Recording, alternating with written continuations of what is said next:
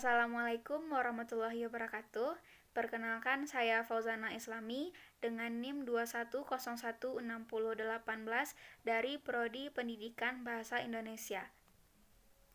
Pada kesempatan kali ini, saya akan menjelaskan sedikit materi pada mata kuliah Teori Pembelajaran Bahasa Indonesia terkait materi Project Based Learning yang diampu oleh dosen Ibu Yulianti Rashid SPD MPD pada sesi 0026.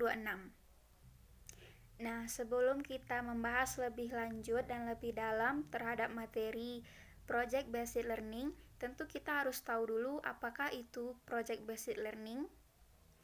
Project Based Learning atau PJBL menurut Brandon Goodman dan J. Stiver, Project Based Learning merupakan sebuah pendekatan pengajaran yang dibangun di atas kegiatan pembelajaran dan tugas nyata yang memberikan tantangan bagi peserta didik yang terkait dengan kehidupan sehari-hari untuk dipecahkan secara berkelompok.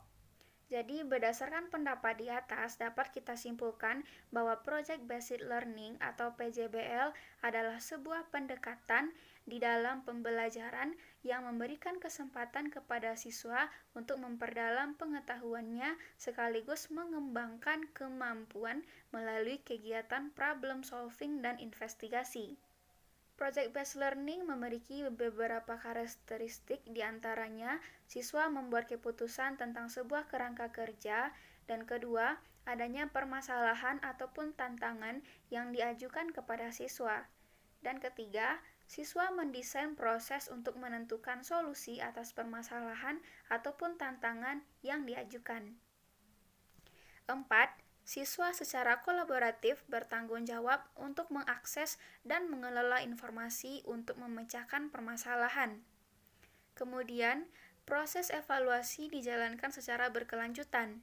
Selanjutnya, siswa secara berkala melakukan refleksi atas aktivitas yang sudah dijalankan. Ketujuh, produk yang akhir aktivitas belajar akan dievaluasi secara kualitatif. 8. Situasi pembelajaran sangatlah toleran terhadap kesalahan dan juga perubahan. Nah, kita sudah mengetahui karakteristik dari PJBL ini. Selanjutnya, kita akan membahas mengenai apa sajakah keunggulan terhadap Project Based Learning.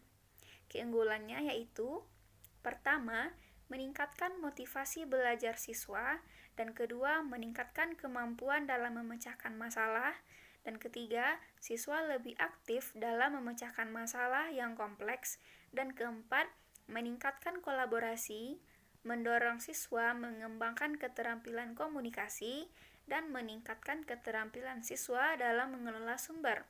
Selanjutnya, memberikan siswa pengalaman baru dan juga berharga terhadap praktik PJBL. 8. Menyediakan pengalaman belajar yang melibatkan siswa secara kompleks dan juga dirancang berkembang sesuai dengan dunia nyata. 9. Melibatkan para siswa untuk belajar mengambil informasi dan menunjukkan pengetahuan yang dimiliki, kemudian diimplementasikan dengan dunia nyata. 10. Membuat suasana belajar menjadi lebih menyenangkan sehingga siswa maupun pendidik menikmati proses pembelajaran. Nah, selain itu, kapankah model PJBL dapat diterapkan? Nah, PJBL dapat diterapkan dalam 3 hal berikut, yaitu pertama, ketika guru ingin mengkondisikan pembelajaran aktif yang berpusat kepada siswa sehingga memiliki pengalaman belajar yang lebih menarik dan menghasilkan sebuah karya berdasarkan permasalahan yang nyata dan terjadi dalam kehidupan sehari-hari. Kedua, ketika guru ingin lebih menekankan kepada keterampilan sains seperti mengamati, menggunakan alat dan bahan, menginterpretasikan, merencanakan proyek, menerapkan konsep, mengajukan pertanyaan, dan berkomunikasi dengan baik. Dan selanjutnya ketiga, yaitu ketika ingin mengembangkan kemampuan berpikir kreatif siswa di dalam merancang dan juga membuat sebuah proyek yang dapat dimanfaatkan untuk mengatasi permasalahan secara sistematis. Jika kita ingin menghasilkan dan mengaplikasikan metode Project Based Learning, perlu memperhatikan beberapa syarat berikut, yaitu pertama, Guru harus terampil mengidentifikasi kompetisi dasar yang lebih menekankan kepada aspek keterampilan ataupun pengetahuan pada tingkat penerapan, analisis, sintesis, dan juga evaluasi. Dan kedua, guru mampu memilih materi yang akan dijadikan tema proyek sehingga lebih menarik. Dan ketiga, guru harus terampil menumbuhkan motivasi siswa dalam mengerjakan proyek. 4. Adanya fasilitas dan sumber belajar yang cukup. Dan kelima, guru harus melihat kesesuaian waktu proyek dengan kalender akademik sehingga kegiatan proyek memungkinkan akan dilakukan. Karakteristik materi yang sesuai dalam penerapan model PJBL.